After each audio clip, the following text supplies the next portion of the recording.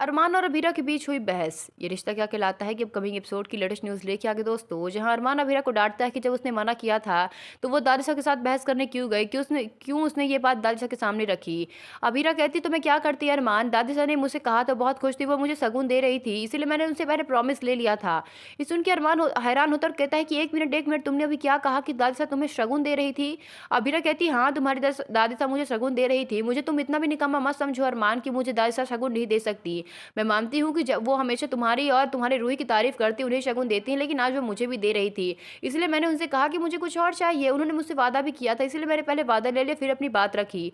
अरमान कहता है, कौन-सा तरीका था अपनी बात रखने की? इस तरह से तुम बहस कर रही थी। तुम्हें पता है कि दरअसल इनकार ही करेंगी। जब मैंने तुमसे कहा था कि मैं तुम्हारे लिए बात करूँगा, मैं तुम्हारे लिए स्टैंड लूँगा, तो फिर तुम्हें ये करने की क्या ज़रूरत थी अभीरा? अभीरा कहती है, अरमान मुझे ना तो तुम पे भरोसा रह गया है, ना ही तुम्हारी दादिशा पे। दोनों एक जैसे ही हो। जैसे दादिशा ने पहले मुझसे प्रॉमिस करके मेरा भरोसा तोड़ दिया और वादा तोड़ दिया, वैसे तुम भी करोगे। तुमने भी मेरी मम्मा से वादा किया था कि तुम मुझे लॉयर बनाओगे और तुम वो भरोसा भी तोड़ोगे अरमान। मुझे नहीं लगता कि तुम मेरे लिए कुछ कर पाओगे और स्टैंड ले पाओगे। मुझे मेरे फ्यूचर के लिए खुद ही सोचना होगा और खुद ही कुछ करना होगा।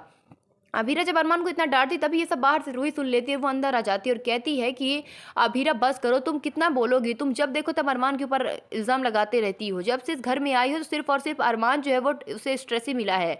जिस दिन से तुम इस घर में आई हो, या तो वो सबको सॉरी बोलता रहता है या तुम्हारे पीछे-पीछे लगा रहता है। वो तुम्हें खुश करने की कितनी कोशिश करता है, लेकिन तुम हो कि खुश होने का नाम नहीं लेती।